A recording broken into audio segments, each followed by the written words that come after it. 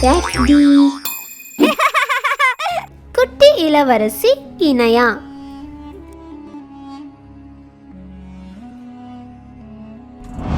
Saudi அரேபியாவில் உள்ள ஒரு பெரிய அரண்மனையில இணையாங்கிற ஒரு குட்டி இளவரசி வாழ்ந்து வந்தாங்க.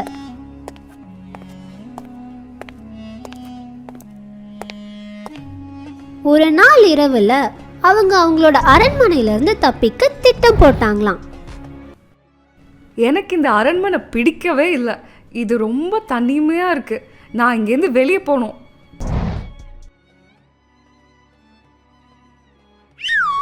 அன்னைக்கு நள்ளிரவே இணையா காவலர்கள் கிட்ட மாட்டிக்காம அரண்மனையை விட்டு தப்பிச்சு போயிட்டாங்களாம்.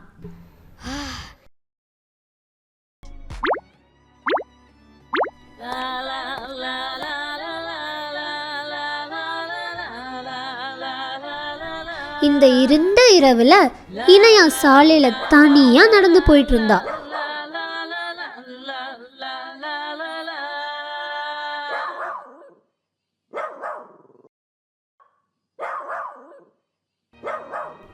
அப்போ தூரத்துல பூனையும் நாயும் கத்திக்கிட்டே இருந்துச்சான்.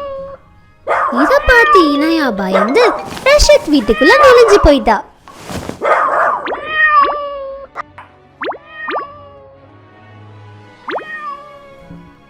என்ன சத்தம்? அது யாரு? அது பூனையா இருக்கும். பேசாம தூங்கு.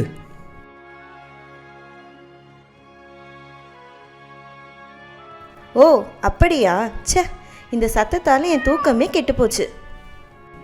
கொஞ்ச நேரத்துல ரஷத்தும் அவங்க மனைவி அஃபீஃபாவும் திரும்பவும் தூங்க போயிட்டாங்க.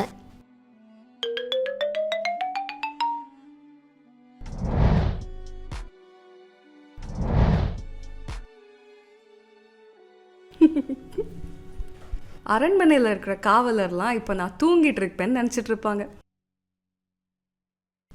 ஆஹா, இந்த குட்டி குட்டி வீடுகள்லாம் இவ்வளோ அழகா இருக்கா?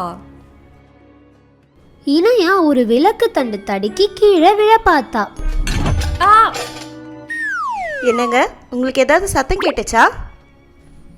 ஆமா அஃபீஃபா, இரு விளக்கேற்றி பார்க்கலாம். அச்சோ, இது இந்த வீட்டில் இருக்கவங்களோட குரலாக தான் இருக்கும். நான் சீக்கிரமாக போய் இந்த அலமாரிக்கு பின்னாடி ஒளிஞ்சுக்கிறேன். இங்க யாருமே இல்லையே. அவங்க அறையில யாருமே இல்லை. அதனால மறுபடியும் அவங்க தூங்க போயிட்டாங்க. நல்ல வேளை இன்னும் யாருமே பார்க்கல.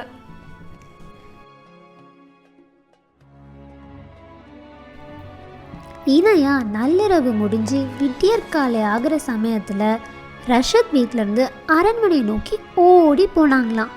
மறுநாள் காலையில அஃபீஃபா வழக்கம் போல அவங்களோட வீடை சுத்தம் பண்ணிட்டு இருந்தாங்க. அப்போ அவங்க அலமாரி பக்கத்துல ஒரு பொருளை பாக்குறாங்க.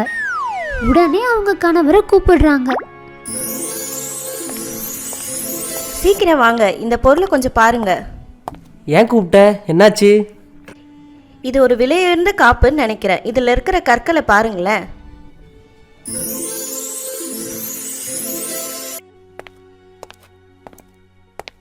இந்த விலை உயர்ந்த காப்பை பார்க்க ரஷத் அஃபீஃபா கிட்ட போனாங்க. அந்த பொருளை என்கிட்ட கொடு, நான் அதை பார்க்குறேன். இந்த விலையுயர்ந்த காப்பு எப்படி நம்ம வீட்டுக்கு வந்துச்சு? உங்களுக்கு ஞாபகம் இருக்கா? நேற்றிரவு ஒரு சத்தம் கேட்டுச்சுன்னு நான் சொன்னேன்ல. ஆமாம், ஏதாவது திருடங்க நம்ம வீட்டில் போட்டு போயிருப்பாங்களோ? ஆமாம், இருக்கலாங்க. நானும் அதான் நினைக்கிறேன். பேராசை பிடிச்ச ரஷத் இந்த காப்பை நம்மளே வச்சுக்கலாம் அப்படின்னு யோசிச்சுட்டு இருந்தாங்க. மறுநாள் காலையில இளவரசி இணையா காணாம போன காப்பை பத்தி அரசர் நபிலுக்கு தெரிவிச்சா. அப்பா, நான் நேற்று யாருக்குமே தெரியாமல் அரண்மனையை விட்டு வெளியே போயிட்டேன். போனப்போ என்னோட காப்பை தொலைச்சிட்டேன். எங்கே தொலைச்சேன்னு தெரியல. இப்போ என்ன பண்ணுறது? இங்க ரஷத் வீட்டில் அவங்க 2 பேரும் கிடைச்ச காப்பை என்ன பண்ணலாம் அப்படின்னு ஒரு முடிவெடுக்க யோசிச்சுட்டு இருக்காங்க. என்ன இவ்வளோ ஆழமாக யோசிச்சுட்டு இருக்கீங்க? இது ஏதோ ஒரு அரசு ஆபரணம் போல தெரியுதே. சீக்கிரமாக இந்த அரசர்கிட்ட நம்ம ஒப்படைச்சிடலாம். ரஷத்தும் அஃபீஃபாவும் அரண்மனையை நோக்கி நடந்து வந்துட்டு இருந்தாங்க. வெளியே இருந்த காவலர்களும் ராஜாவை சந்திக்க அரண்மனைக்குள்ள அவங்கள அனுமதிக்கிறாங்க.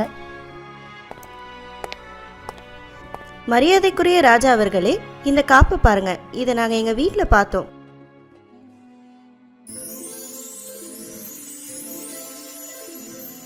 இதை பற்றி உங்களுக்கு சொல்கிறதுக்காக தான் நாங்கள் இங்கே வந்தோம்.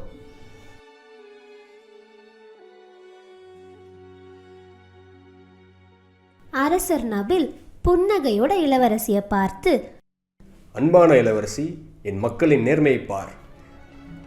அவர்களுக்கு அந்த பொற்காசு பைகளை பரிசாக அளிக்கலாம்.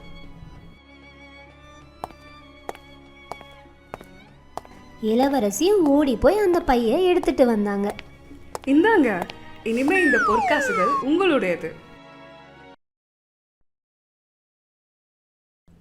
நீங்கள் உண்மையாகவும் நேர்மையாகவும் இருந்ததுனால இது உங்களுக்கான பரிசு. இதை ஏற்றுக்கொள்ளுங்க. நன்றி இளவரசி. நன்றி மகாராஜா. நேர்மையின் பரிசு. இந்த கதையில் நம்ம என்ன பார்த்தோம்?